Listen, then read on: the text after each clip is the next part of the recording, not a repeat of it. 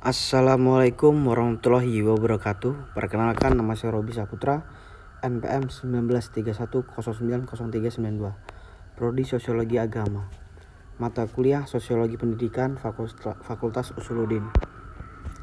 Yang pertama saya akan menjelaskan yaitu pengertian sosiologi pendidikan. Untuk mengerti dan memahami disiplin sosiologi pendidikan, maka diperlukan telah secara komprehensif yang dimulai dari definisi, sejarah kemunculannya, sampai menjadi sebuah pendekatan yang diakui dan dikenal luas. Kemudian dalam mempelajari sosiologi pendidikan, kita diharuskan mengetahui apa definisi sosiologi pendidikan itu. Untuk menjawab pertanyaan ini secara terperinci, lebih baik ditinjau dari perspektif etimologis dan terminologis. Secara etimologis atau asal-usul kata, sosiologi pendidikan berasal dari kata sosiologi dan pendidikan. Sosiologi berasal dari bahasa Latin dan Yunani, yakni kata sosius dan logos. Sosius Yunani yang berarti kawan, berkawan, ataupun bermasyarakat. Sedangkan logos berarti ilmu atau bisa juga berbicara tentang sesuatu. Dengan demikian, secara harfiah istilah sosiologi dapat diartikan ilmu tentang sejarah sosiologi pendidikan. Jauh sebelum sosiologi muncul, sebetulnya telah ada perhatian dari para intelektual terhadap masalah-masalah serta isu-isu yang berhubungan dengan masyarakat dan perilaku manusianya. Lahirnya sosiologi sebagai ilmu sosial tidak lepas dari peran seorang tokoh brilian, yakni Auguste Comte, tahun 1798 sampai 1857. Ialah orang pertama yang mencetuskan nama sosiologi dalam bukunya Cours de Philosophie Positif. Perkembangan sosiologi semakin mantap berkat Emile Durkheim melalui bukunya Rules of Sociology Method yang terbit pada tahun 1895.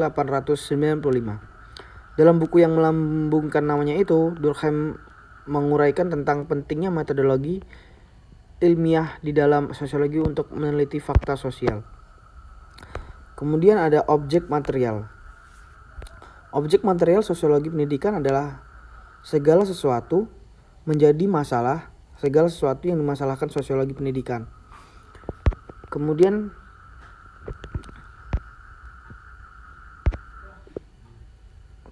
ada sementara itu lingkup sosiologi pendidikan yang lebih dikemukakan oleh Faisal dan Nur Yasik.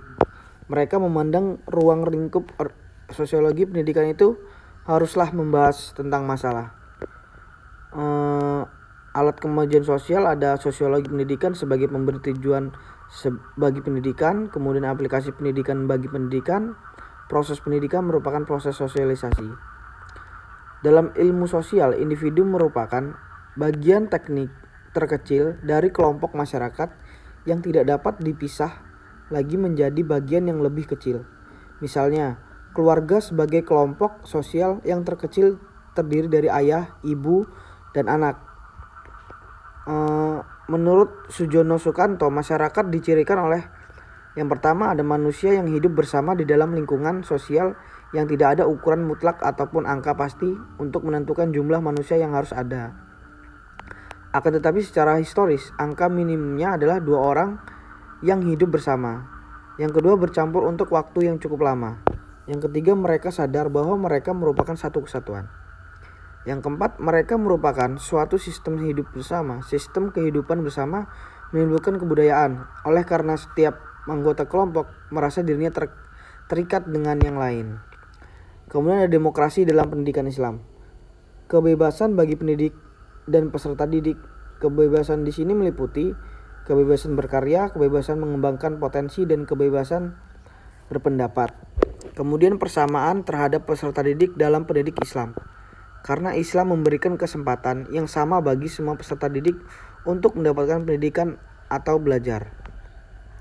Kemudian demokrasi dan pendidikan mempunyai hubungan yang saling menunjang. Karena pendidikan yang sifatnya demokratis akan menempatkan anak sebagai pusat perhatian. Melalui pendidikan, anak-anak ditempatkan sebagai manusia yang dimanusiakan. Pendidikan berwawasan global. Pendidikan berwawasan global dapat dikaji berdasarkan 2 perspektif, yakni perspektif kurikuler dan perspektif reformasi. Berdasarkan perspektif kurikuler, pendidikan berwawasan global merupakan suatu proses pendidikan yang bertujuan untuk mempersiapkan tenaga pendidik kelas. Kemudian ada perspektif reformasi. Pendidikan berwawasan global merupakan suatu proses pendidikan yang dirancang untuk 4-5 mempersiapkan peserta didik dengan kemampuan dasar intelektual dan tanggung jawab.